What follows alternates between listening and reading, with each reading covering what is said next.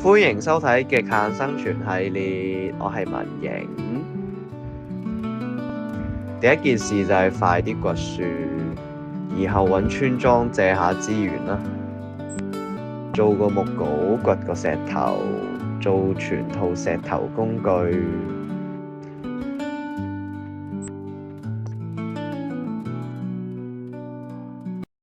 2,000 years later，終於揾到村莊啦！竟然係個雪原村莊，唔理啦，掘張床帶走啦，順便燒一下我喺度揾村莊嗰陣時打嘅食物咯。真係奇怪啦，呢個村莊得一個箱啫喎，但係用路走唔少。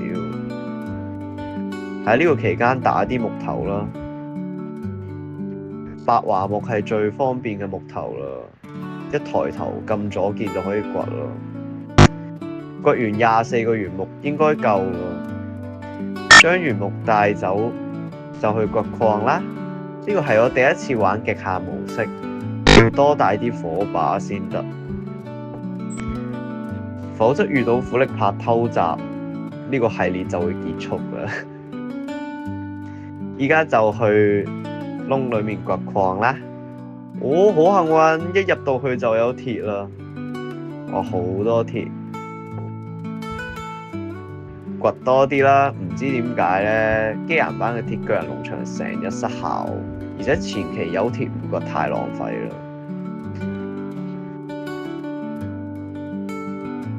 應該夠做所有防具同埋工具啦啩？咦，係鐘乳石喎，帶多啲鐘乳石返去先，可以做熔岩農場。我已經做咗全套鐵具啦，咁再掘多一啲鐵就返去咯。掘咗2組鐵，應該暫時夠用啦。咁呢度就當做我嘅據點啦。將重要嘅物資都擺喺箱入邊先。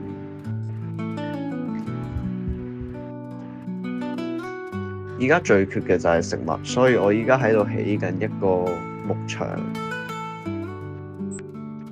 將羊牽引過嚟，將不相干嘅動物處理佢，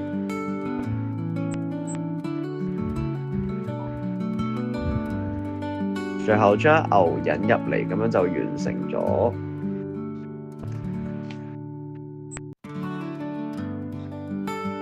啱啱有個鐘乳石，咁就做一個熔岩農場咯。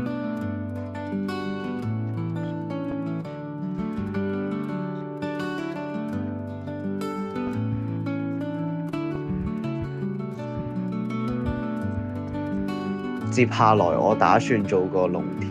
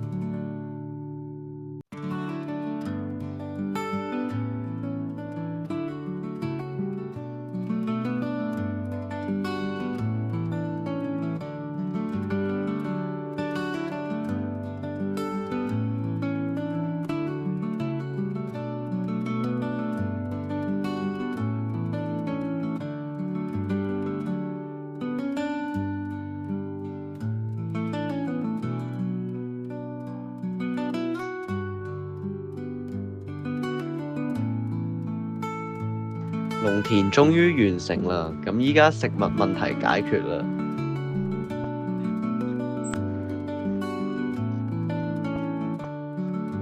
依家我打算做一個雪機。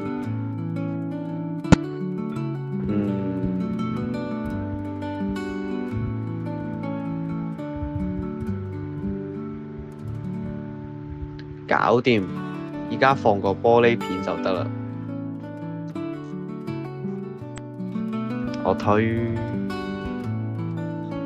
算啦，打入去啦。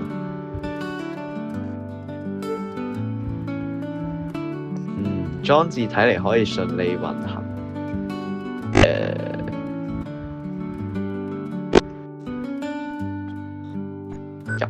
入去。唉，終於完成啦，真係麻煩。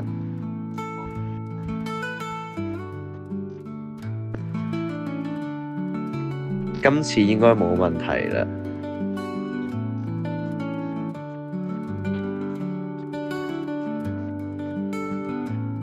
咁起個鐘乳石農場啦，雖然暫時冇咩用。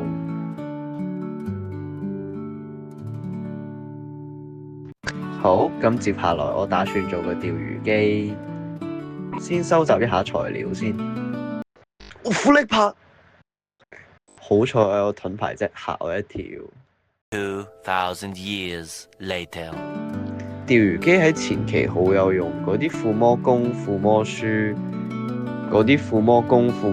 對怪物嚟講簡直就係降維打擊，所以都係好必要起嘅。完成啦！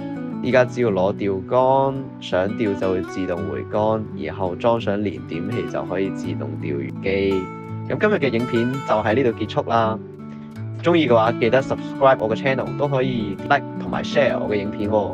如果有咩地方我可以改進嘅話，記得喺留言區裏面話俾我聽啊！拜拜。